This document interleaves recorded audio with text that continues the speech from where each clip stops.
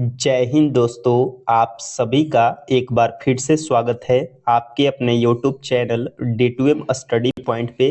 जैसा कि दोस्तों हमने लूसेंट सीरीज स्टार्ट किया है और लूसेंट सीरीज में हमने प्राचीन भारतीय इतिहास को स्टार्ट किया था, जो कि दोस्तों हमने पहला जो चैप्टर था वो मैंने कंप्लीट करवा दिया है। ये आपका सेकेंड चैप्टर है, प्रागैतिहासिक काल। तो चलिए हम पढ़ना स्टार्ट करते हैं। अगर आप सभी को वीडियो पसंद आता हो तो वीडियो को ज़रूर लाइक करें।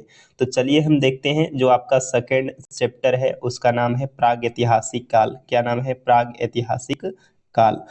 क्या दिया गया है कि इतिहास का विभाजन प्रागैतिहासिक या प्राग ऐतिहासिक यानी कि प्री हिस्ट्री, आध ऐतिहासिक, प्रोटो हिस्ट्री एवं इतिहास यानी कि हिस्ट्री तीन भागों में किया गया है। पहला दोस्तों आपका है प्रागैतिहास या इसी को प्राक इतिहास कहा जाता है। दूसरा आपका है आदि इतिहास यानी कि इसे प्रोटो हिस्ट्री कहा जाता है। और तीसरा आपका है इतिहास जिसे हिस्ट्री कहा जाता है। ये तीन भागों में बांटा गया है। आगे बढ़ेंगे।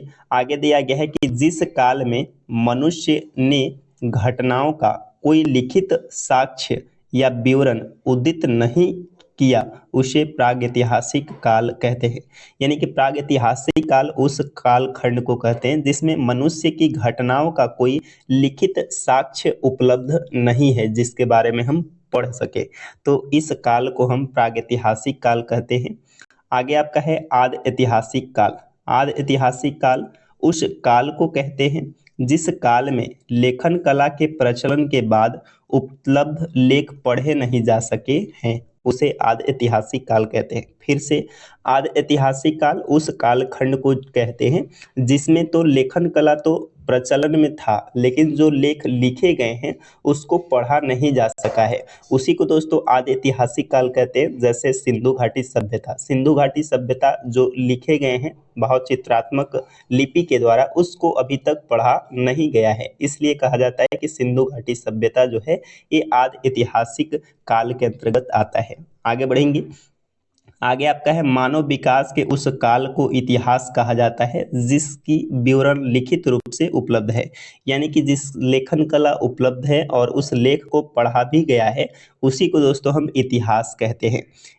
तो दोस्तों यहाँ पे एक तरफ आपके संस्कृति दिए गए हैं और एक तरफ आपके बर्तन दिए गए हैं। यानी कि दोस्तों कौन से संस्कृति में किस रंग के बर्तन होते थे, तो मालवा संस्कृति में जो बर्तन का कलर होता था वो काला और लाल होता था। बुर्जहोम जो कि जम्मू कश्मीर में पड़ता है, वहाँ के जो बर्तन मिले हैं वो घूसर कलर के हैं। इसके अलावा जोखे में लाल हैं। इसके बाद अलावे दक्षिण नवपाषाण काल में जो हैं वो आपके चमकीले घूसर कलर के हैं और पूर्वी नवपाषाण काल में जो बर्तन मिले हैं वो भूरा और लाल कलर के हैं। आगे बढ़ेंगे। आगे जो है आपका एक नोट दिया गया है। क्या दिया गया है कि ज्ञानी मानव, यानी कि दोस्तों इसका जो बोल सकते हैं कि साइंटिफिक नेम होता है वो होमो सेपियंस होता है। इसका प्रवेश इस धरती पर आज से लगभग 30 या 40 हजार वर्ष पूर्व हुआ है। आगे बढ़ेंगे। आगे आपका है नाम एवं तिथियां निर्धारण। क्या दिया गया है कि पूरा पाषाण काल यह 20 लाख वर्ष पहले से 12,000 वर्ष पहले के काल को कहा जाता है। पूरा पाषाण काल, इस काल को तीन भागों में विभाजित किया गया है। पहला आपका है आरंभिक, दूसरा मध्य है और तीसरा आपका उत्तर पूरा पाषाण काल है। यानी कि दोस्तों पूरा पाषाण काल की अवधि को अगर हम देखें तो 20 लाख से लेकर 12,000 कितना 20 लाख वर्ष पहले से 12,000 वर्ष पहले के काल को पूरा पाषाण काल कहते हैं। और इसे तीन भागों में बांटा गया है, आरंभिक पूरा पाषाण काल, मध्य पूरा पाषाण काल और उत्तर पूरा पाषाण काल। मानव के इतिहास के लगभग 99% कहानी इसी काल के दौरान हुई है। आगे बढ़ेंगे।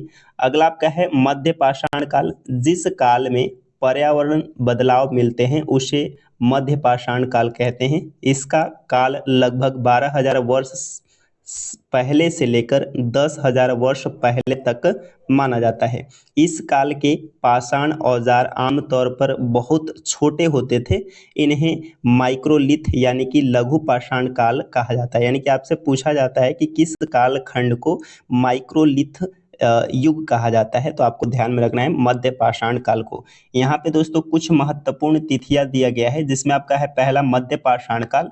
ये तिथि है 12 से 10,000 वर्ष पहले इसके अलावा बसने की प्रक्रिया का आरंभ दोस्तों 12,000 वर्ष पहले हुआ।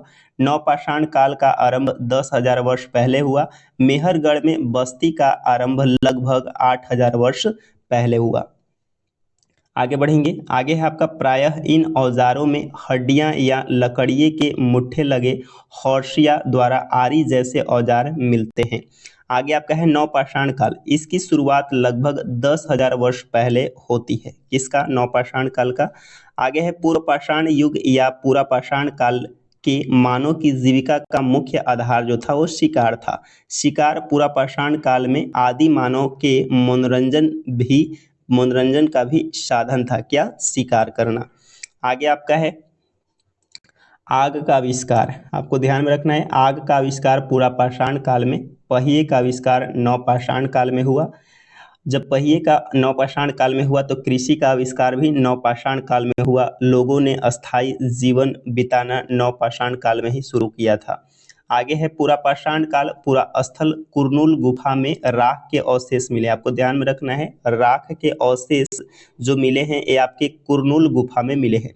आगे है मनुष्य में अस्थायी निवास की प्रवृत्ति नवपाषाण काल में हुई तथा उसने सबसे पहले कुत्ता को पालतू बनाया। जब लोगों ने अस्थायी जीवन रहना व्यतीत किया तो लोगों ने कृषि भी करना स्टार्ट किया, यानी कि कृषि नवपाषाण काल में शुरुआत मानी जाती है और लोगों ने अस्थायी जीवन जो शुरू किया वो दोस्तों नवपाषाण काल में। और इनके द्वारा जो सबसे पहले पालतू बनाया गया जानवर था वो दोस्तों कुत्ता था। क्या था? कुत्ता।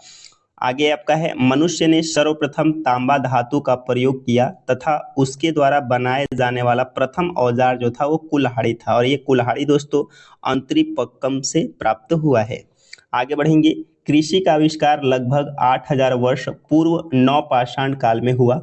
प्रागैतिहासिक अन्न उत्पादक स्थल मेहरगढ़ पश्चिम बलूचिस्तान में बेलन नदी के किनारे अवस्थित है।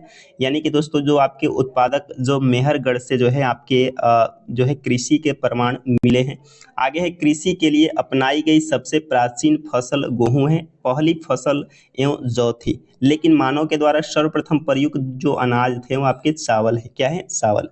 कृषि का प्रथम उदाहरण मेहरगढ़ से प्राप्त हुआ है, जो कि हमने बताया। कोल्डिहवा उत्तर प्रदेश का संबंध चावल के प्राचीनतम साक्ष्य से है। मेहरगढ़ से ही प्राचीनतम अस्थायी जीवन के साक्ष्य मिले हैं, यानी कि मेहरगढ़ से प्राचीनतम अस्थायी जीवन के साक्ष्य मेहरगढ़ से मिले हैं। मेहरगढ़ में एक कब्र में मृतक के साथ एक बकरी को दफनाया गया है, ये भी मेहरगढ़ से प्राप्त हुए हैं।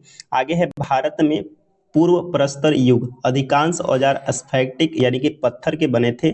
भूगर्भ वैज्ञानिक रॉबर्ट ब्रूसफुट पहले व्यक्ति थे जिन्होंने 1863 में भारत के पुरापाषाणकालीन औजारों की खोज की। पलवावरम नामक स्थान पर प्रथम भारतीय पुरापाषाण कलाकृति की खोज हुई थी। आगे बढ़ेंगे। आगे आपका है कि भारत में मध्य पाषाण काल के विषय में जानकारी सर्वप्रथम 1867 में हुई। C.L. कर्लाइन विंध्य क्षेत्र में लघु पाषाणोपकरण यानी कि माइक्रोलिथ्स खोज निकाले। कौन? तो C.L. कर्लाइन। भारत में मानव अस्थिपंजर मध्य पाषाण काल से ही सर्वप्रथम प्राप्त होने लगता है। आगे है भारत में नवपाषाण कालीन सभ्यता का प्रारंभ ईसा पूर्व 4000 के लगभग हुआ। आगे आपका है भारत का सबसे प्राचीन नगर मोहनजोदाड़ो है, जिसे सिंधी भाषा में जिसका अर्थ होता है मृतकों का टीला। असम का श्वेत प्रभु गिबन भारत में पाए जाने वाला एकमात्र जो है मानव वाभ कपि है। ईमान गांव ताम्रपाषाण युग चालकोलिथिक युग की एक बड़ी बस्ती है। इसका संबंध जौरवे संस्कृति से है, आपको ध्यान में रखना है। इनाम गांव। आगे बढ़ेंगे। आगे आपका है भारत में शिवालिक की पहाड़ी से जीवाश्म का प्रमाण मिला है। वर्ष 1867-68 में पहली बार भारत में शैल चित्रों की खोज जो है आर्कीबोल्ड कर्लाइन ने की थी। आगे है भीमबेटका गुफा पुरापाषाणिक आवासीय पुरास्थल है। यह आदि मानव द्वारा बनाए गए शैल श्रेयों के लिए प्रसिद्ध है।